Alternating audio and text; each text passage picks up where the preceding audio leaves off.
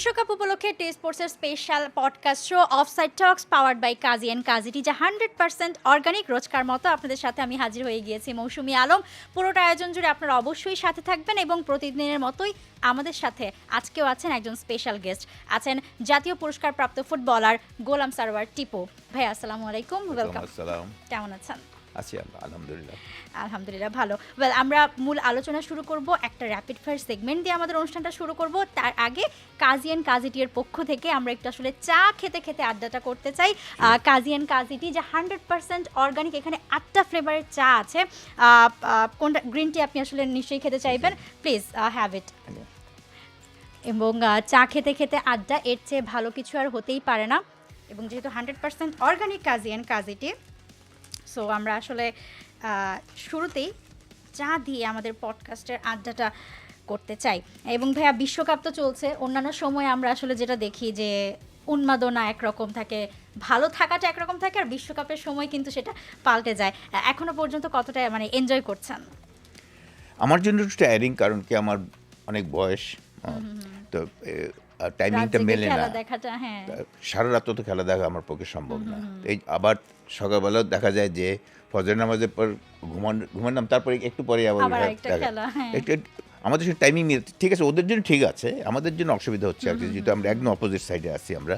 এটা এখন মানে অর্গানাইজার দোষ দিয়ে লাভ নেই।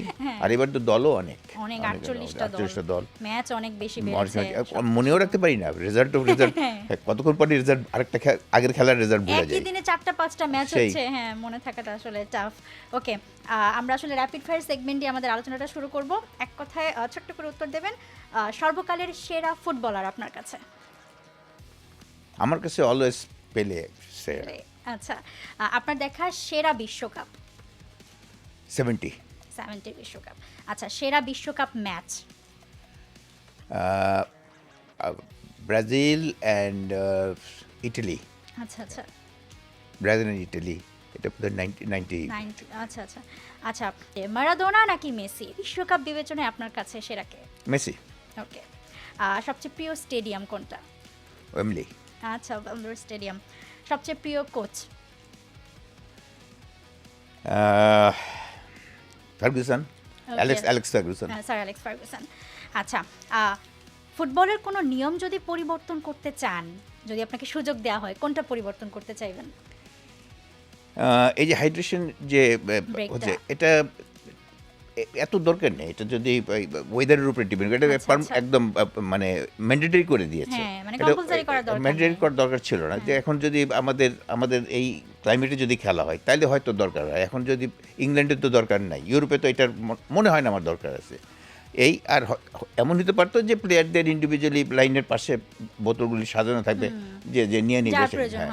এটা একটু বোধহয় ওই মানে রিদমটা নষ্ট হয়।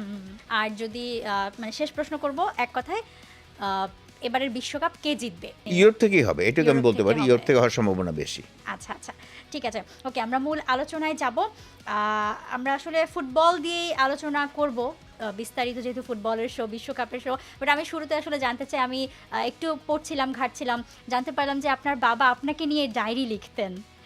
সেই পুরনো সময়ের গল্প যদি আমরা একটু করি, মানে কি লিখতেন? আপনার সব কিছু লিখতেন বা এমন কোনো ঘটনা মনে আছে? একদম, মানে আমি তো জানি না, আমি অনেক পরে যখন আমি পড়তে শিখছি, তখন আমার হাতে ডায়েরিটা আসছে, এবং আবার হারিয়েও গেছে ডায়েরিটা।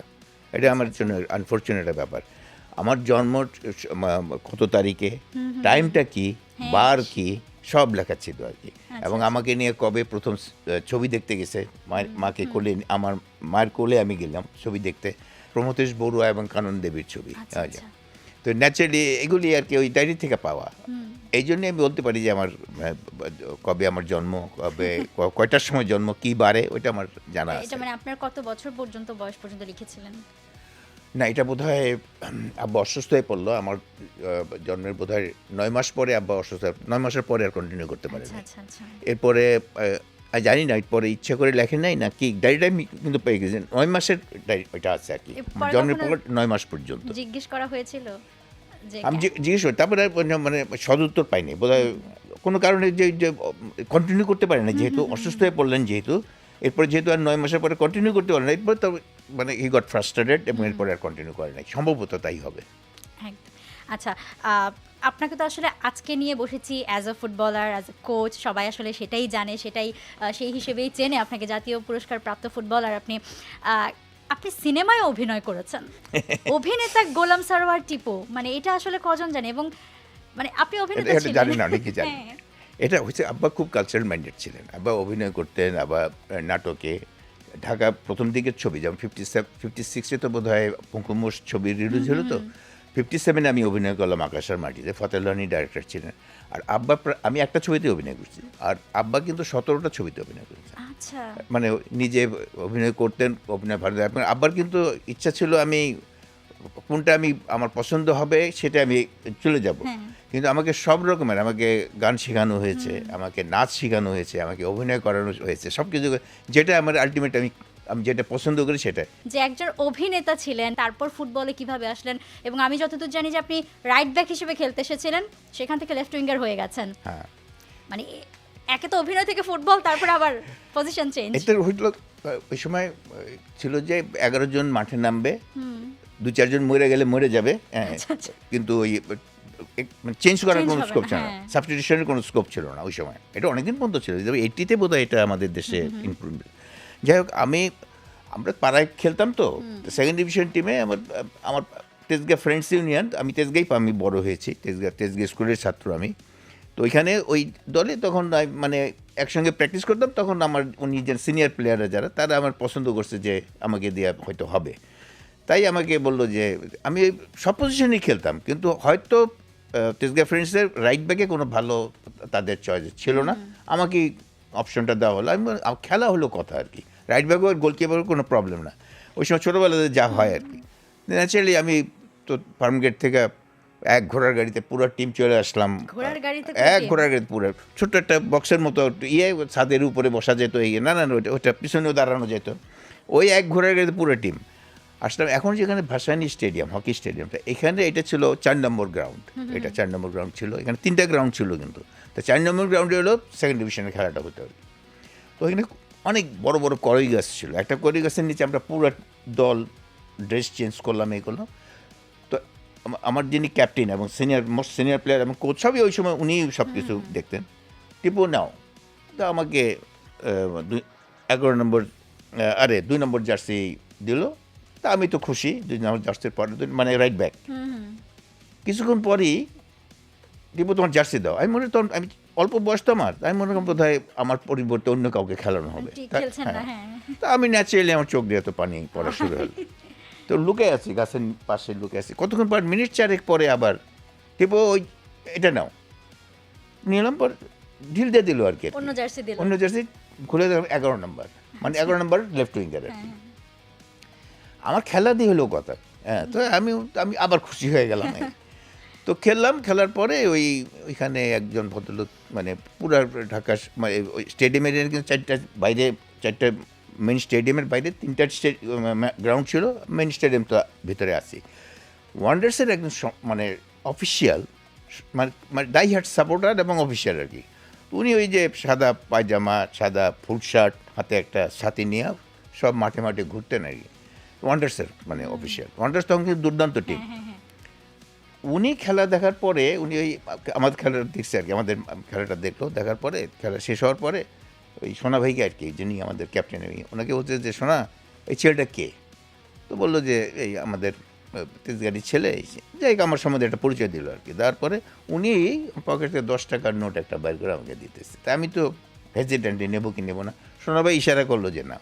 তারপরে বললো যে, তো ওই দিন সোনাভাই যখন আবার আমরা ফিরতেছি, তো উনি বললেন যে ওকে এই জায়গায় এই পজিশনেই খেলে, কারণ আজকেই ওর খেলানো হলো এখানে, কয় তাহলে যে একটু খেয়াল রেখে ওর ছেলেটা হয়তো ভালো খেলতে পারে আর কি, এই আর কি। সোনাভাই বললো না এটা 63 আর 64 আমি ফার্স্ট ডিভিশনে খেলার সময়, ওইটা সেকেন্ড ডিভিশন খেলা ছিল ওই সময় আর কি। সোনাভাই তেজগাঁ এসে ঘোড়ার গাড়ি থেকে নামার পরে, টিপো ভালো খেলছো এবং তুমি এখন রেডি থেকো, তোমাকে লেফট উইঙ্গারই খেলতে হবে। আচ্ছা, আপনি তো আসলে পাকিস্তান দলেও খেলেছেন তখন, যে অল পাকিস্তান টিম ছিল, সেখানকার অভিজ্ঞতাটা যদি আমাদের আসলে জানান। তো একেবারে 71-এর আগে যুদ্ধের আগে ওই সময়টা আমি 67-এ প্রথম পাকিস্তান টিমে চান্স পাই এবং 69 পর্যন্ত খেলি। আচ্ছা 70-তে আমার ইনজুরির কারণে আমার ট্রায়ালে যাওয়া হয় নাই, তারপর 71-এ তো হয়ে চেঞ্জ হয়ে গেল আর কি, খেলা তো আর কন্টিনিউ করতে ওই পাকিস্তান তো আর খেলার কোনো প্রশ্নই আসে না। যাই হোক, তো আমি ডিটেলসে যাব না, একটা স্ট্যাটিস্টিক্স দেই তাহলে বুঝবেন। 23 বছর ছিল তো, 47 থেকে 70 পর্যন্ত, 71 বাদ দেন, 23 বছরে 23 জন বাঙালি প্লেয়ার পাকিস্তান টিমে খেলেছে। আচ্ছা 23 জন, 23 বছরে 23 জন, অথচ মেইন হাফ ছিল ঢাকা। হ্যাঁ, তো এটা এখন বুঝতে পারেন যে কি ডিসক্রিমিনেশনটা ছিল। এবারের বিশ্বকাপে আপনি বলছিলেন শুরুতে যে ইউরোপ থেকে কোনো টিম হয়তো চ্যাম্পিয়ন হবে, এখনো পর্যন্ত যতটুকু দেখেছেন কাদের খেলা সবচেয়ে ভালো লেগেছে? আমার ফ্রান্সকে মনে হয়েছে খুব পজিটিভ, ফ্রান্সের সম্ভাবনা আছে। আর জার্মানির কথা বলা যায় না, জার্মানি মেশিনের মতো একটা টিম। এনিওয়ে ইউরোপ থেকেই সম্ভাবনা বেশি। বাংলাদেশে তো সবচেয়ে উন্মাদনাটা যে আর্জেন্টিনা আর ব্রাজিল নিয়ে, এদের মধ্যে আপনি সম্ভাবনা কত? এটা হলো যে আমি কেন পেলের নাম বললাম, কারণ পেলেকে আমি যখন 63-তে সেকেন্ড ডিভিশন খেললাম, 64-এ ফার্স্ট ডিভিশনে খেললাম, তখন তো পেলে কিং, তখন তো এরা আসে নাই। তা আমি ওই সময় উনি যে শৈল্পিক ব্যাপারটা উনি আনছেন ফুটবলে, এবং ওনাকে দেখেই ফুটবলের প্রতি আরও অ্যাট্রাক্টেড হয়েছি ন্যাচারালি। এখন ওই যে মনে গেঁথে গেছে। এখন অনেকের কাছে ম্যারাডোনা ভালো, অনেকের কাছে মেসি ভালো। মেসি ডেফিনেটলি নাম্বার ওয়ান, এটা তো এখন নাম্বার ওয়ানের কোনো মানে তর্ক করার কোনো ব্যাপারই নাই। কিন্তু আমার মনে গেঁথে গেছে যার নাম বা যাকে আমি পছন্দ, যার আমাকে ইন্ডিয়ার ইন্সপায়ারও করছে ফুটবল খেলার জন্য, তো সেই জন্য সেই আমার কাছে শ্রেষ্ঠ প্লেয়ার। তো এখন আর্জেন্টিনার যে হবে না আমি কোথাও বলতেছি না, আমার মনে হচ্ছে যে ইউরোপ থেকে সম্ভাবনা বেশি আর কি। আচ্ছা, সেই সময়ে যখন মানে আপনাদের সময়, ওই সময় যখন বিশ্বকাপ এরকম আসতো বা উন্মাদনাটা তখন কেমন ছিল, তখন কেমন এনজয় করতেন? এখনকার মতো তো হওয়ার কোনো প্রশ্নই আসে না। যেমন 70 ওয়ার্ল্ড কাপের কথা আমি বললাম, 70 ওয়ার্ল্ড কাপের খেলা কিন্তু আমি প্রায় এটা বোধহয় রেকর্ডেড দেখছি বোধহয় 72-73, এবং যখন দেখি ফাইনাল খেলা যেদিন হয় ইটালির সঙ্গে ব্রাজিলের, আমরা সেদিন কিন্তু ইস্ট পাকিস্তান টিম তখন নেপালে খেলছি। আমরা খেলা দেখার কোনো স্কোপই নাই, টিভিতে প্রশ্নের কমেন্ট্রিও শুনি নাই। সন্ধ্যার সময় আমাদের যিনি ম্যানেজার, না একদিন পরে বোধহয় সন্ধ্যার, আমাদের যে সাজান ভাই, উনিও নাম করা প্লেয়ার ছিলেন এক সময়, কলকাতা মহামেডানের খেলোয়াড়, উনি আমাদেরকে একদম টিম মিটিংয়ে বললো যে ব্রাজিল চ্যাম্পিয়ন হয়ে গেছে 4-0। তো ওই সময় তারপরে আমি একটু 64 থেকে 66-এ তো ওয়ার্ল্ড কাপ ইয়েতে হলো, হ্যাঁ, যেটা ইংল্যান্ড একবারে জিতেছিল, ওইটা কিন্তু ওইটা একসময় কিন্তু পেলে ডিক্লেয়ার করছে ওইটা তার লাস্ট ওয়ার্ল্ড কাপ, কিন্তু ব্রাজিলিয়ান প্রেসিডেন্ট তাকে রিকোয়েস্ট করে 70 ওয়ার্ল্ড কাপটা খেলানো হয়েছে। তখনই আমি ওই পেলের অনেক ছবি রেকর্ডেড ব্ল্যাক অ্যান্ড হোয়াইট, কিছুদিন পরে 65-এ তো আপনার 64-এর 25শে ডিসেম্বর বোধহয় টিভি স্টার্ট হলো আমার বাংলাদেশে, ওর পরেই দেখার সুযোগ হলো, এবং তখন অল্প অল্প দেখতাম আর কি। ওর ভিতরে তো তার প্রতি মানে তার ফ্যান হয়ে গেলাম আর কি। আচ্ছা, ছোট্ট করে জানবো ভাইয়া, বাংলাদেশের ফুটবলকে এখন আপনি কোন জায়গায় দেখেন বা কতটুকু আশাবাদী বাংলাদেশের ফুটবল নিয়ে? গত কয়েক বছরের তুলনায় গত 2 বছর যাবত দেখা যাচ্ছে যে এই যে বাইরের আমাদের প্রবাসী এরা যে আসছে, এদের আসাতে অ্যাট্রাকশনটা কিন্তু আবার বেড়ে গেছে, এবং ওই ইয়াঙ্গার জেনারেশন কিন্তু এদের খেলা দেখার জন্য এখন স্টেডিয়াম ফুল থাকে, এবং মেইন ন্যাশনাল টিমের সঙ্গে ন্যাশনাল খেলা, যখন ইন্টারন্যাশনাল খেলাগুলি মানে প্যাক থাকে, এখন এই ইন্টারেস্টটা তো ডেফিনেটলি হয়েছে। এখন এটাকে কতটা আমরা এগিয়ে নিয়ে যেতে পারবো সেই, তবে আমাদের আরও স্ট্রাকচার আরও ভালো করতে হবে। আমাদের ইনফ্রাস্ট্রাকচার নাই না। বিএফএফ এর নিজস্ব, বাংলাদেশ বিশ্বকাপ কবে খেলবে যদি বলে? এখন তো দল বাড়ছে, সম্ভাবনা কতটুকু দেখেন? কোরাসাও যদি খেলতে পারে, আমরা যদি চেষ্টা করি, এটা বোধহয় এমন হতে পারে যে হয়তো দলের সংখ্যা আরও বাড়বে। এটা একটা হিন্টস পাওয়া গেল। তো এখন আমাদের চেষ্টা তো থাকতে হবে। এখন অদূর ভবিষ্যতে হয়ে যাবে নট দ্যাট, কিন্তু চেষ্টা করলে হয়তো আমরা অদূর ভবিষ্যতে পাবো, হয়তো আমাদের দেখার সুযোগ হবে না, কিন্তু হলে তো এর থেকে তো সুখবর আর কি হতে পারে। এখন কোরাসাও হ্যাঁ, কেবারদের তো 5 লাখের মতো, লোক কোরাসাও 1.5 লাখের মতো। ওরা যদি খেলতে পারে, এখন ওদের ওই দেশটা চিন্তা করেন ওরা কোথায় কি আনন্দে আছে। এখন তা আমরা যদি কোয়ালিফাই করি, তো আমাদের দেশে যে উন্মাদনা, দুইটা নাম নিয়ে এটা ওই সাপোর্টটা একটা নিয়ে তারপরে যে ফুর্তি করাটা বেশি যায়, কিন্তু আসলে ফুটবল তো অন্তরে আছে বাংলাদেশের। এখন যদি সেইটা আমরা যদি আমার দলটা যদি ওই কোনো পর্যায়ে ফাইনাল রাউন্ডে যায়, তো এটা চিন্তা করা যায় যে আমাদের দেশ কোথায় থাকবে। একদমই ভাই, আমরা আমাদের অনুষ্ঠানটা শেষ করব একেবারে ছোট্ট করে। শেষ মুহূর্তে দিস অর দ্যাট একটা সেগমেন্ট আছে, আমি কিছু নাম বলবো, আপনার পছন্দের বা যাকে ভালো লাগবে সেই নামটা আপনি পিক করবেন। Cristiano Ronaldo or Eden Hazard? Ronaldo. Cristiano Ronaldo or Garrincha? Garrincha. Garrincha or Rivaldo? Garrincha. Garrincha or Hristo Stoichkov? না, Garrincha. Garrincha or Ryan Giggs? Garrincha. Garrincha or George Best? Difficult. এই জন্যই এই segment. Garrincha. Okay, Garrincha or Franck Ribery? Garrincha. Garrincha or Neymar junior? Garrincha. Garrincha or Vinicius junior? Garrincha. Garrincha or Ronaldinho ব্রাজিলের? Ronaldinho. Ronaldinho or Kylian Mbappe? Ronaldinho. Okay, thank you so much ভাইয়া। আপনার কাছে winner হচ্ছে Ronaldinho. অসংখ্য ধন্যবাদ ভাই। আমরা আসলে সময় খুব কম থাকে, নইলে আলোচনাটা আরও আমরা আসলে জমতো আমাদের, বাট খুব ভালো লেগেছে আপনাকে পেয়ে। আমরা আশা করছি ভবিষ্যতে আমরা টি স্পোর্টসের বিভিন্ন আয়োজন আপনাকে পাবো। অসংখ্য ধন্যবাদ। Thank you. দর্শক, আপনারা তখন এনজয় করছিলেন offside talks powered by Kazi and Kazi tea, যে 100% অর্গানিক কথা হচ্ছিল ফুটবল নিয়ে, ফুটবলের উন্মাদনা নিয়ে, এবং পুরো বিশ্বকাপ জুড়ে কিন্তু এই আয়োজন চলবে। দেখতে ভুলবেন না টি স্পোর্টসের পর্দায়।